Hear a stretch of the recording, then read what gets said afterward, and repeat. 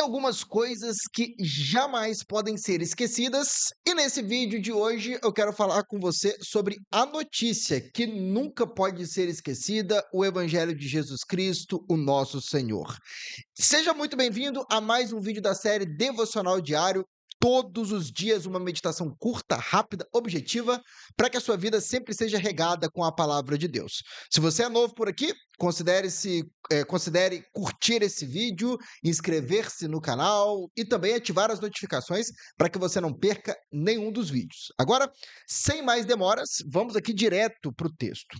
O texto que me motiva a trazer essa reflexão com você é Gálatas, capítulo 1, versículos 3 a 5, e é incrível como o apóstolo Paulo, em tão poucas palavras, consiga transmitir com profundidade a mensagem do evangelho. É simplesmente maravilhoso e meu objetivo é que com esse vídeo você seja relembrado, talvez até mesmo entenda pela primeira vez o que é o evangelho. Qual é essa notícia maravilhosa que toda vez que ouvimos deve nos alegrar, deve encher o nosso coração de júbilo, de louvor. Vamos lá.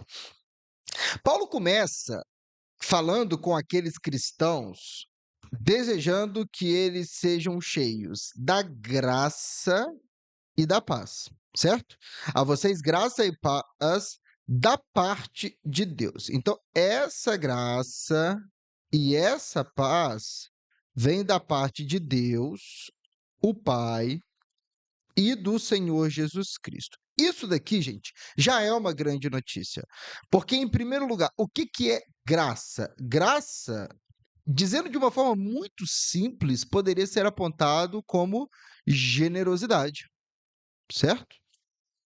Deus sendo gracioso, Deus está nos dando, nos abençoando, concedendo coisas boas a nós, generosidade imensa, favor imerecido. Isso é graça. Não merecemos receber coisas boas da parte de Deus, mas mesmo assim Deus nos dá. Tudo bem? Isso é graça. A paz, por outro lado, eu vou só para a coisa não ficar muito bagunçada aqui, gente, eu vou apagar essas setinhas aqui, mas vamos lá. A paz, ela já se trata de um relacionamento agradável, digamos assim. Não é não ser inimigo, sabe? Nós temos paz com Deus, nós não temos mais inimizade com Deus, tanto que nós chamamos Deus de Pai, né? Jesus é nosso Senhor, não nosso acusador, não nosso inimigo. Deus não está distante de nós, então nós temos paz com Deus. Essas duas coisas são extraordinárias. Por quê? Porque nós não merecíamos receber graça, nós não merecíamos ter paz com Deus. Você deve se lembrar que quando Adão pecou, ele foi expulso do jardim e foram colocados querubins lá para que ele não pudesse voltar à presença de Deus. Quando o tabernáculo foi construído, tinha um véu que impedia as pessoas de ir até a presença de Deus. Então, assim, nós temos acesso à graça e à paz é algo simplesmente extraordinário. E os versículos 4 e 5 vão mostrar, principalmente o 4, né? Vão mostrar o que que teve que acontecer para que tivéssemos acesso a esta graça e a esta paz. A primeira coisa que teve que acontecer foi Cristo se entregar. Olha só, se entregou a si mesmo. Então, para que tivéssemos a graça e a paz, e por favor, só relembrando, isso aqui não é pouca coisa, gente. Isso aqui é a maior notícia. Olha, eu tenho acesso à graça de Deus. Eu tenho paz com Deus. Isso é a maior notícia que você pode receber na sua vida, tá bom? Isso aqui vale mais do que uma promoção no trabalho, do que receber uma grande quantia financeira, do que ser correspondido em algum afeto, algo. Isso aqui é a maior notícia que você pode receber na sua vida. A graça de Deus está sobre mim, a generosidade de Deus. Eu tenho paz com Deus. Isso tem implicações eternas, tá bom? Infinitas. Então, a gente não está falando de pouca coisa aqui. Estamos falando da maior notícia que pode chegar aos nossos ouvidos. E para que tivéssemos a graça, para que tivéssemos a paz, Cristo teve que se entregar a si mesmo. E aqui nós estamos falando da cruz de Jesus Cristo, correto? Ele se entregou. Ele morreu na cruz. E como a gente vai falar daqui a pouquinho, em nosso lugar. Mas um ponto interessante aqui é que esse verbo aqui, Cristo se entregou, mostra que a cruz não foi um acidente de percurso na vida de Cristo. Pelo contrário, se você, Cristo ele caminha para a cruz, ele vai em direção à cruz. Cristo, enquanto ele está caminhando para Jerusalém, ele diz para os seus discípulos repetidas vezes, ele fala: o Filho do Homem vai ser entregue nas mãos dos mestres da lei, dos líderes religiosos, e ele vai ser humilhado, ele vai ser morto, e no terceiro dia vai ressuscitar. Cristo, ele foi para a cruz, ele não foi carregado até a cruz, consegue entender? Ele não foi forçado a ir até lá, tanto que ele diz: ninguém tira a minha vida, eu a dou.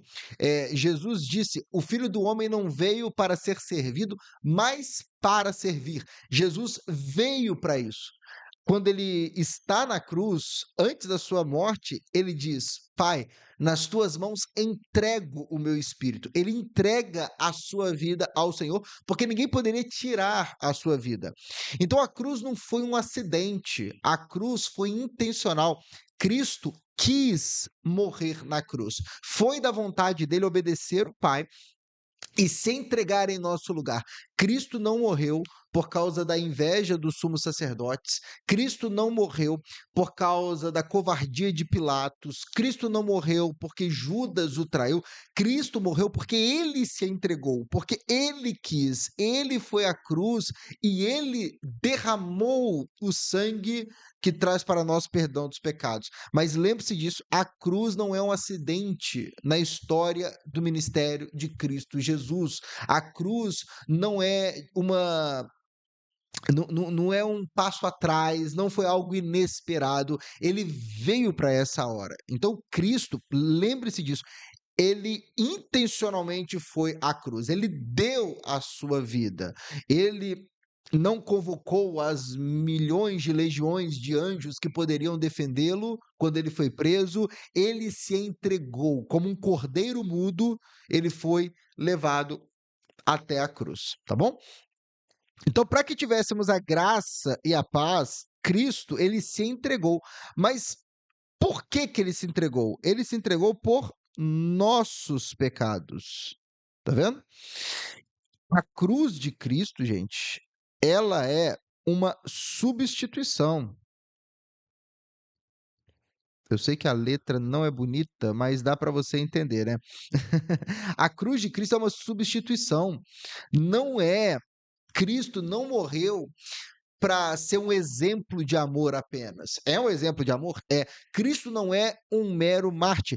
Cristo, ele morreu pelos nossos pecados. Sim, na cruz, pecados estavam sendo pagos. E é interessante que Paulo vai falar assim, os nossos pecados. É muito pessoal isso aqui, gente. Paulo não está falando assim, pelos pecados da humanidade. Paulo está virando para os Gálatas e está falando assim, ele se entregou pelos nossos pecados, pelos pecados do Paulo, que perseguiu a igreja, que foi blasfemo, pelos pecados de vocês aí, que antes de conhecerem a Cristo, viviam na imoralidade, viviam na idolatria, viviam sem amor ao próximo, viviam quebrando os mandamentos de Deus, adultério, cobiça, furto, desonra aos pais. Foi por isso que Cristo morreu. Quando Cristo morreu, ele estava pagando a nossa punição. Não é, gente, uma morte qualquer. Não é. É uma substituição. Na presença de Deus Pai, Cristo está pagando pelos meus pecados, pelos seus pecados. É uma substituição. A morte de Cristo é pelos pecados. Você deve se lembrar de Isaías 53, quando o profeta fala: ele foi ferido por causa das nossas transgressões. O castigo que nos traz a paz estava sobre ele, e pelas suas feridas nós fomos sarados. É uma substituição. Cristo é tratado como um pecador, sendo justo, para que nós, pecadores, fôssemos tratados como justos. Cristo o Filho de Deus é tratado como inimigo de Deus para que nós, inimigos de Deus, começássemos a ser tratados como filhos de Deus. O fiel a Deus, ele é tratado como o pior dos pecadores para que nós, pecadores, começássemos a ser tratados como fiéis a Deus. Aquele que merece o amor do Pai, recebe a ira do Pai, para que nós, que merecemos receber a ira do Pai, recebamos o amor do Pai. É uma substituição. Cristo morre por nossos pecados. Nunca deixe que alguém altere o significado da cruz de Cristo. Foi por mim, foi por você, foi por todo aquele que crê. Tudo bem, então Cristo se entrega, para que tivéssemos a graça e a paz, Cristo se entrega por nossos pecados. E qual é o objetivo disso na nossa vida? Tá aqui, ó. Nos resgatar desta era presente e perversa. Olha só, o objetivo é um resgate. Sim, todo aquele que não crê em Cristo, ele está preso em uma era perversa. E quem que é o governante desta era é Satanás. Você deve se lembrar em 2 Coríntios, quando diz: o Deus deste século cegou o entendimento dos descrentes para que não vejam a glória de Deus. Satanás, ele governa sobre esse mundo e a vontade dele é feita. E as pessoas sem perceber, muitas vezes, são dirigidas pela serpente, por aquele ser que induz as pessoas a se rebelarem contra Deus, só que essas pessoas não sabem que elas estão caminhando para a condenação eterna e que um dia vão perceber que cometeram a maior loucura da vida, que é abandonar, rejeitar o Senhor. Deixa eu até ser mais objetivo aqui, porque o versículo é tão maravilhoso que eu corro o risco de me alongar. Mas é isso, quando Cristo vem, ele nos resgata do império das trevas. Colossenses 1, ele nos resgatou do império das trevas e nos trouxe para o reino do seu Filho amado. É isso que Jesus vem em 1 João, diz que o Filho do Homem veio para destruir as obras do diabo. Então nós somos resgatados desta sociedade onde não há nenhum amor a Deus, onde não há amor genuíno ao próximo, onde a vontade de Deus é desprezada e nós somos levados para o reino do nosso Deus, onde temos vida eterna, ressurreição dos mortos, alegria eterna, onde um dia a nossa alma que experimentou redenção vai ver um corpo sendo redimido, ressuscitado para nunca mais morrer. Maravilha. E tudo isso, gente, é bom demais, né? Cristo se entregou em nosso lugar, os nossos pecados estão perdoados, fomos resgatados desse mundo. E aí que tá. Quando uma pessoa age para o benefício de outra, no mundo caído que a gente vive, a gente logo pergunta, né? Quais são as intenções, né? Porque por que que fulano está fazendo tudo isso? Por que que ele quer isso? Quando um governante toma uma atitude perto de eleições, a gente já fica assim, o interesse é ganhar voto. Tá. Quais são as atitudes? Porque as atitudes de Deus aqui são extraordinárias. Jesus se entrega, ele nos resgata. O que que Deus quer com isso? E aí que tá. Sabe por que que Deus fez isso? O texto é claro aqui, vou até destacar de outra cor. Deus fez isso porque ele quis. Sim. Foi porque ele quis, segundo a vontade. Cristo fez tudo isso aqui porque Deus quis nos resgatar. Sim, amor. Essa é a motivação de Deus. João 3,16. Você lembra? Porque Deus amou o mundo de tal maneira que enviou o seu Filho unigênito. Não é assim, Deus enviou o Filho unigênito e aí começou a amar o mundo. Não. É o amor de Deus que faz com que Deus envie o seu Filho ao mundo. Deus quis nos salvar. A motivação é amor. A motivação é graça. A motivação vem do próprio Deus. Deus não viu algo belo em nós, mas apesar da nossa feiura, ele quis enviar Jesus para morrer pelos nossos pecados e para nos resgatar desta era destinada à condenação. E qual deve ser o resultado de tudo isso, gente? Glória, louvor para sempre. Sim, tudo isso aqui deve produzir louvor e adoração a Deus. E eu convido você a fazer isso agora mesmo. Acabando esse vídeo, feche seus olhos, faça uma oração e diga: Senhor, obrigado, porque hoje eu tenho acesso à graça, hoje eu tenho paz, e tudo isso porque Jesus veio, ele se entregou por mim, pelos meus pecados, ele deu a vida dele, tudo isso para me resgatar. Louvado seja Deus por isso. Ufa, eu falei, são poucos versículos, mas Paulo é muito feliz aqui, inspirado pelo Espírito Santo, e louvado seja Deus por isso. Se você gostou desse vídeo, curta esse vídeo, inscreva-se no canal, só que eu tenho um convite a mais para você. Se você deseja entender a Bíblia, ou melhor, entender toda a Bíblia, todos os livros, tem um link aqui na descrição que convida você a se tornar um aluno do curso Lendo e Entendendo a Bíblia Toda em um Ano. Uma caminhada de Gênesis a Apocalipse, sem pular nenhum livro da Bíblia, entendendo todos os livros. O objetivo é que no período de um ano você tenha lido a Bíblia toda e nunca tenha ficado perdido na hora da leitura, sem entender nada. Você vai ler e sempre entender o que está lendo. Essa é a proposta do curso, com videoaulas objetivas, um passo a cada semana. Enfim, clica ali no link porque todas as informações estão lá e inclusive tem uma aula gratuita lá para você assistir que vai, creio eu, abençoar muito a sua leitura da palavra de Deus. No mais, eu vou ficando por aqui. Lembre-se de ativar as notificações e a gente se encontra no próximo devocional diário. Tchau, tchau. Que Deus abençoe a sua vida e até a próxima.